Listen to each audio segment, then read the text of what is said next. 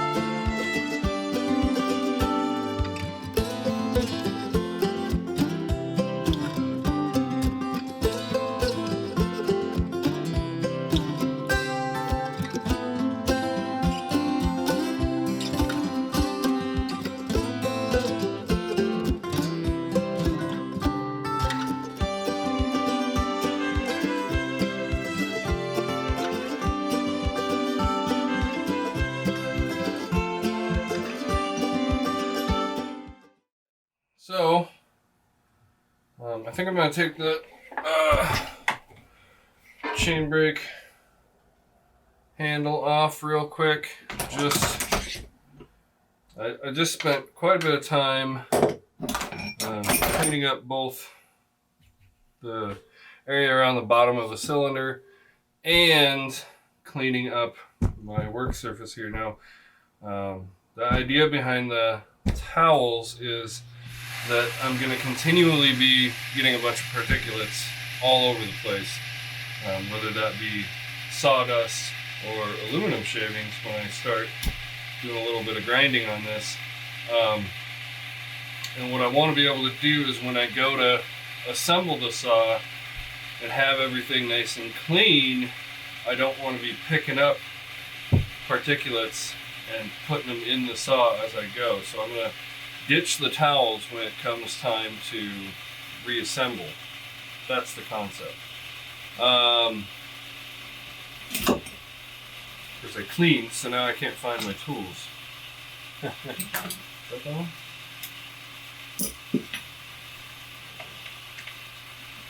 So just popping this chain brake cover off real quick, or chain brake handle. Again, I've got a new one sitting right here. So that's perfect. That's a neat little screw. believe, there we go.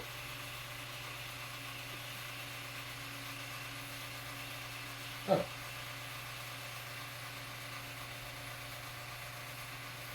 Oh, right, yeah. Okay. So that goes in the junk bin. And now I can just take this sucker apart. In theory. Now, on this particular project, being that it's my first, I'm trying to keep things fairly mild. I'm not going to go extreme with it. And along that regards, I'm going to attempt to leave the bottom end completely alone. I don't want to do any grinding on the bottom end. I have the tools necessary to do so. I think we'll save that for another build. I do intend on building more and more saws, especially in the wintertime. But you never know. I mean, this one could go super poorly, and I decide it's not for me.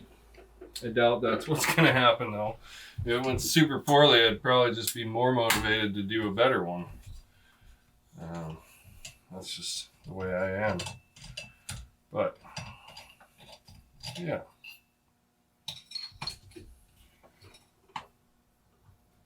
So,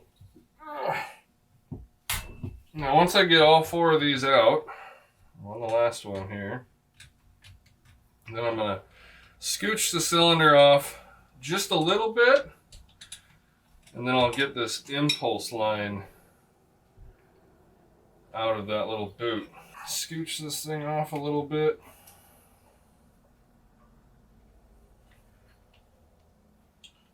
And then I cut the top of this little rubber grommet thing that holds the impulse line, because it is a super pain to get that line in and out of there without pulling the cylinder off, so I do that.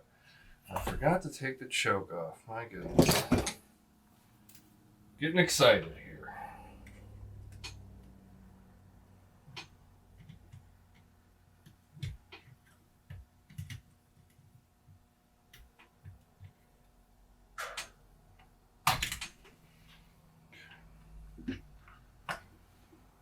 I should. I'm just going to check.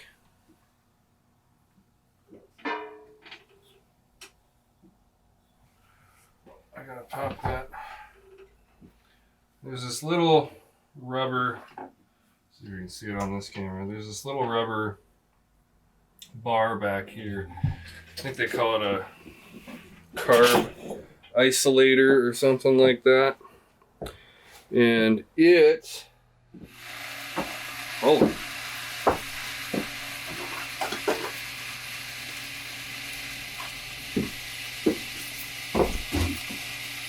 that carb isolator, on the back side of the bottom of the air horn, there's 2 little hooks. I'll show you when I get it off.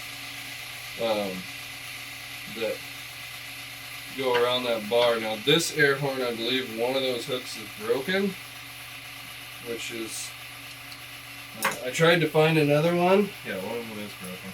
I tried to find another one, but the other ones I could find were for the low top, and this is a high top, and I didn't really want to convert this particular saw into a low top, so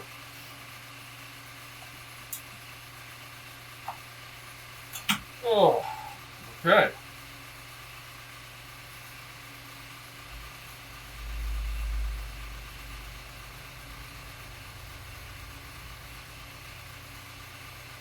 Not bad.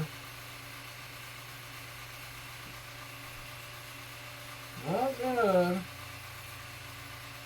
I'm just looking for, we'll just go.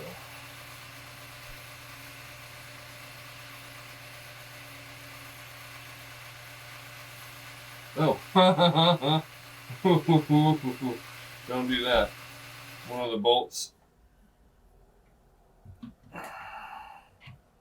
fell right down into the bottom of the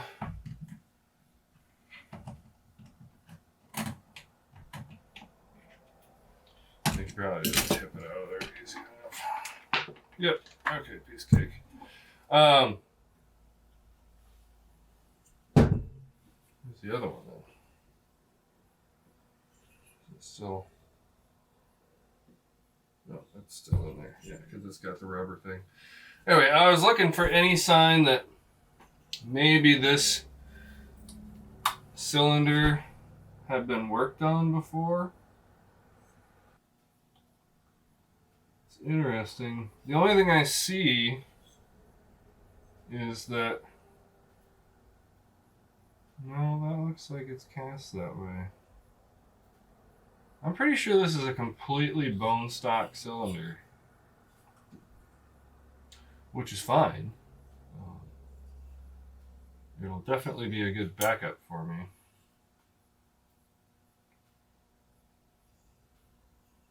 There's ever so slight scoring in there, that just flat happens.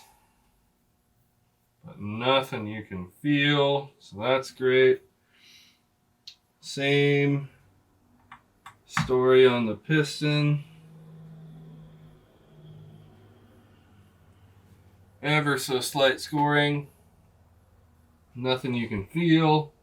I don't see an excessive amount of carbon buildup. I mean, there's always going to be a little bit in the exhaust anyway, but it's not bad. A little bit on the loose side to me, but really not bad.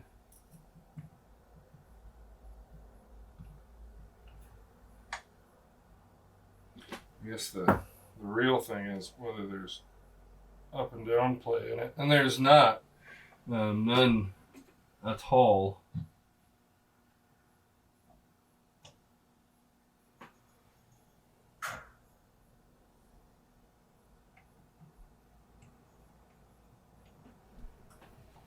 So I don't see any reason that we can't use the bottom end just the way it is.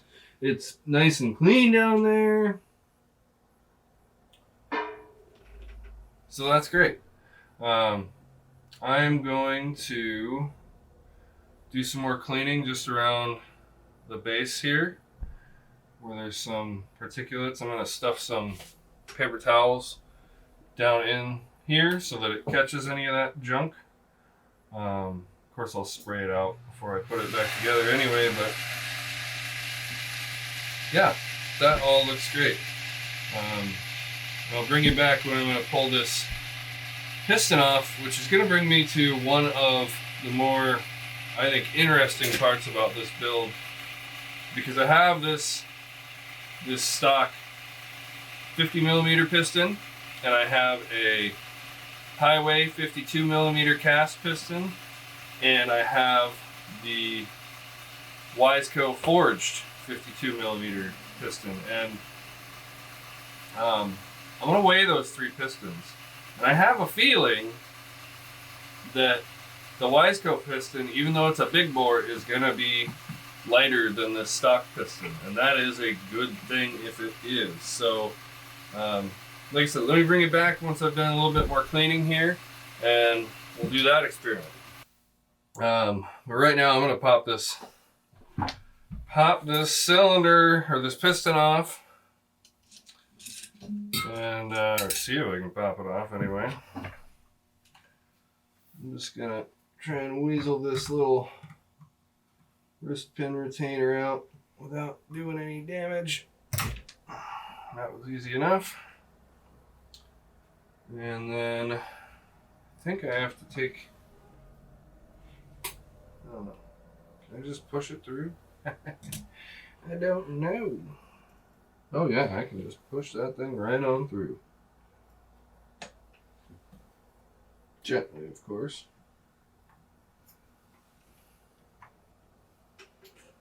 Well, that thing's got some wear on it. That's interesting.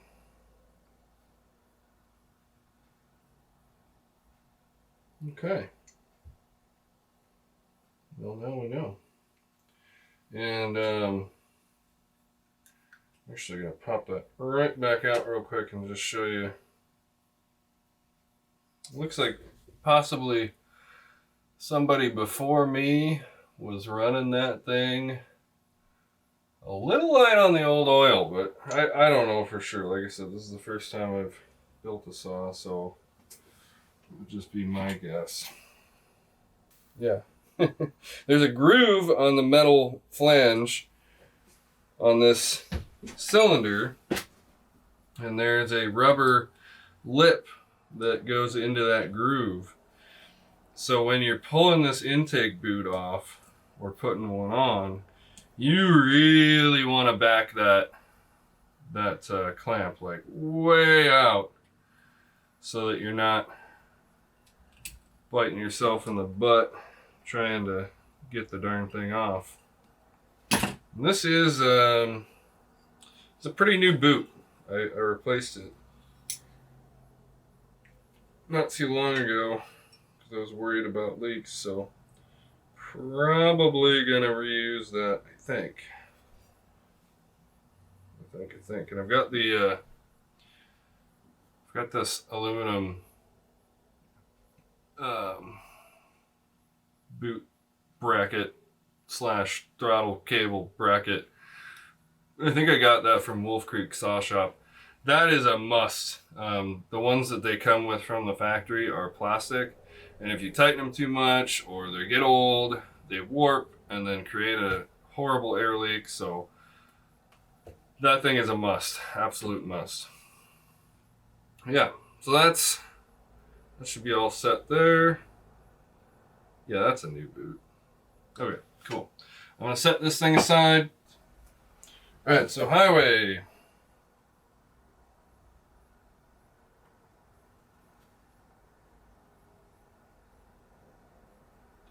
$95.125. Try it again. Same. Alright. Let's try the piston we took out of it. I took the wrist pin back out of it so that it'd be on an even playing field. Oh wow, 82.66. All these have, I took the piston rings off of this as well. So it should be 82.66. Okay, now for the Wiseco.